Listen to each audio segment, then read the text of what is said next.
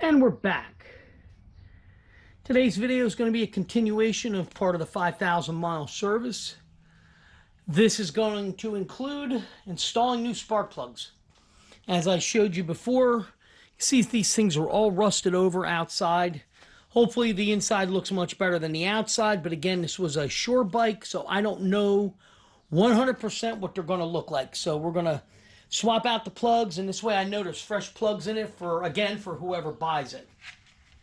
So we're going to start first with gapping the plugs, the new ones. So we've got brand new Harley brand plugs. That's all I ever use. And let's see, where did I put my feeler gauge? I always like to use a feeler gauge. I don't prefer those disc devices they sell for gapping. So spark plug gap on this is 40 thousandths. And that's just a little too tight. So I'm going to open that gap up a little. And I'll show you what I do for that. I actually have a small screwdriver that I had bent the tip over on. And this makes it easier to open the gap. All you got to do is get in behind here and just a little tweak. And let's see where we're at. Nice. It's grabbing just enough, which is what you want. So that one's a 40 thousandths. And we'll put that back in the box. Let's get the second one out. There's the second one. Let's see if this one, I'll bet you this one's tight too. Yeah, that's a little too snug. So we're going to open it just a little bit. Just a small amount. Doesn't take much. There we go. It's just dragging across, and that's what you want. So now they're gapped properly to 40 thousandths. Again, I prefer feeler gauges over those disc gappers. I don't trust them. I've found those that they're like off. You know, and as much as 3-4 thousandths they can be off. You know, especially the ones that are made in China, because they're not made that well. So, okay. Next order of business, let's pull these caps. All right, nice. I'm always afraid because it's been sitting, and I'm always afraid that it's gonna bust. There we go. All right, that looks good. All right, let's get these plugs out. See, is that loose enough to go by hand? Yes, it is. All right, that's one. Let's get the other one. Enough by hand? Yes, very good. And when you put them back, you always put them in by hand. You want to start them by hand, run them in as far as you can. And let's see what this plug looks like. Come on, there we go. Yeah, that's pretty sooty. Not killer bad, but it's pretty sooted up all the way up the threads there, which I don't understand how that can be getting by there. On my Street Glide, they've never looked like that. My Switchback, they never looked like that. My Nightster back in the day, my Y-Glide, none of them ever looked like this. So I don't know if that could be an additive he was using. I don't know why. Yeah, that's also, see, it's burning okay on the electrode itself, but that's running pretty rich. So supposedly it has a Screaming Eagle tune in it, so, but I have no way of knowing for sure. Okay, so we'll put our plugs back in. And again, start them by hand. Run them all the way down. Again, this is a simple video, simple 5-minute job.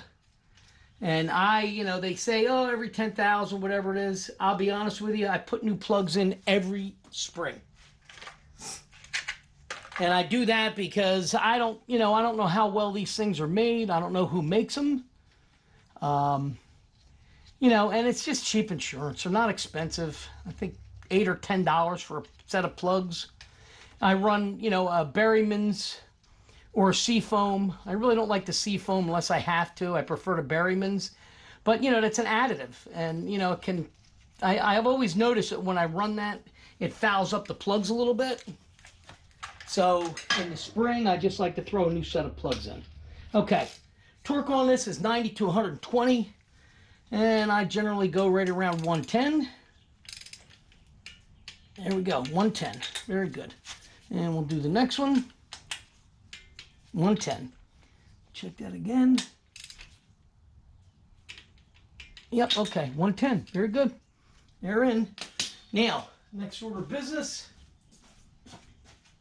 I like to put a little dielectric grease on the boot or on the plug itself on the porcelain part down here.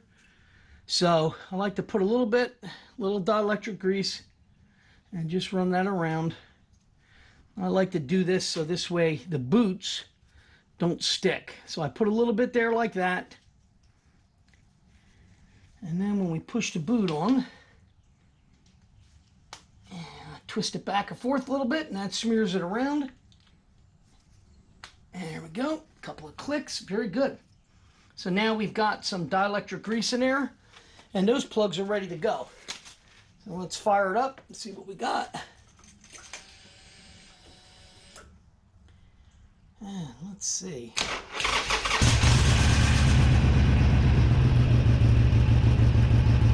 Very good, very good.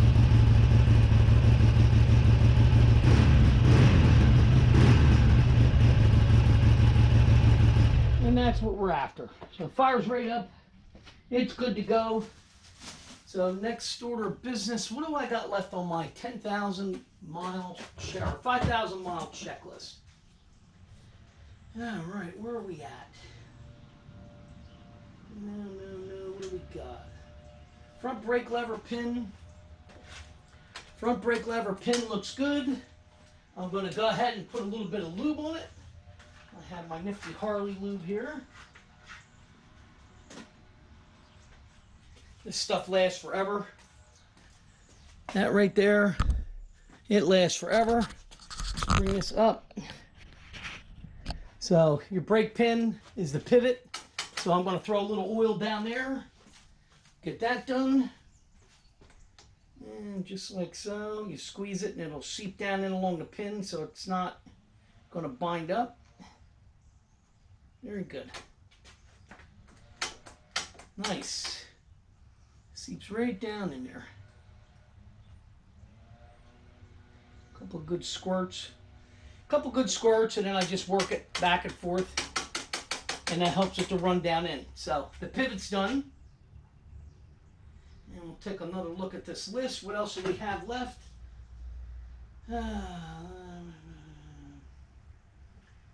Front brake lever pin is done. Let me put that off the list. All right, where are we at? That looks to be spark plugs are done. All right. That's it. Looks like we're all caught up. Okay, clutch we know is good. I already did that. Like I said, I did that when I first brought it home before I decided to start making videos because I didn't like how they had it adjusted. I like it the way I do it. Otherwise, if I had known I was going to do this, I would have made a video for you guys to see what I do. Let's see. Clutch cable I lubed when I did that. There is no choke because it's EFI. There's no brake cable. Brakes have been done. Brake pivot.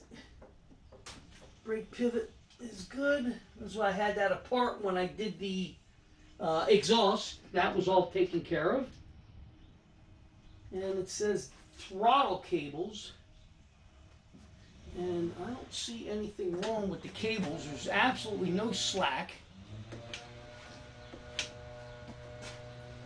And it's binding up a little bit. So we are going to have to lube them, it looks like. Yeah, see, that's binding. So I'm going to have to lube that system. Find out where everything's at here. And that could be when they put the, let's see what we got here. Yeah, I can get some lube in there. We'll get some lube down in it. That's off. The star's backed off. All right, let's get some lube in that. See if we can get that a little bit freer than what it's doing.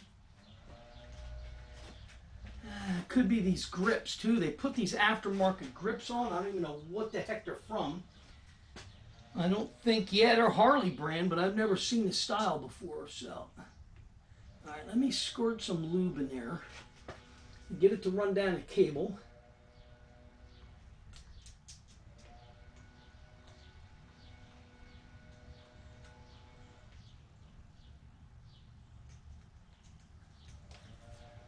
Otherwise, I may end up having to take it apart if I can't get enough lube down in there.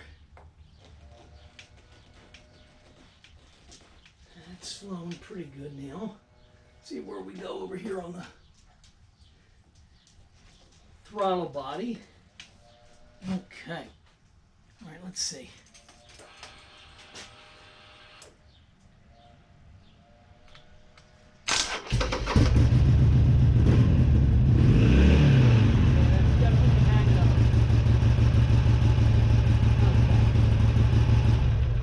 Hanging up. I'm going to end up having to loosen this, and we're going to see where we're at and see what we have an issue with. All right, I'll see you in the next video once we figure out what's going on with these cables here.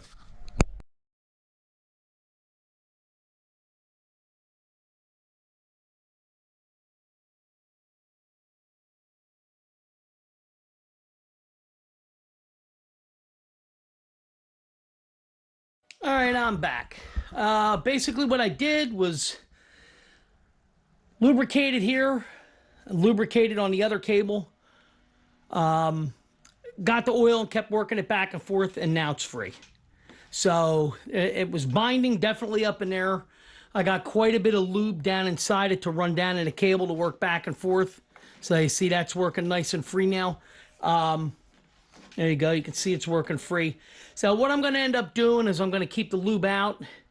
And over the next week or two, every day I'll come out and I'll hit it with some lube and let it run down the cable. Technically, I probably should yank the whole thing apart. I just hate futzing with these because everything's working. I don't want to bust a wire. It's so easy to damage those small wires inside. I'm going to keep doing it this way. If it doesn't look like it's going to work, lubing it the way I'm doing it, then I will have to pull it apart, disconnect the cables, hold it up in the air, and then just keep lubing to let it run down. But it's like I said, you can see it's free. Clearly see that now. So that's working nice. It's broken free. You know, there's a little bit of rust at the top, so it could have been binding right there, but I got... Oh my God, I probably got a third of the tube of lube down inside here.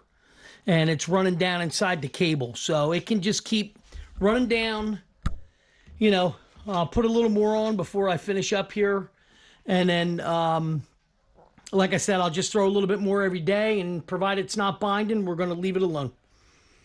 All right, and that's it. Okay, guys, don't forget to like and subscribe. I believe that is the end of the 5,000-mile service that had to be done. So... probably in another 3-4 weeks, everything's good. I'm going to ride it a little bit. I have to detail it yet. Once it's detailed, it will be up for sale. So if you know anybody in the New Jersey area looking, you know, the bike will be for sale. It'll be for a fair price, which, you know, I see what they're going for at the dealerships every week. It'll be up for a very fair price. All right, I'll see you guys in the next video.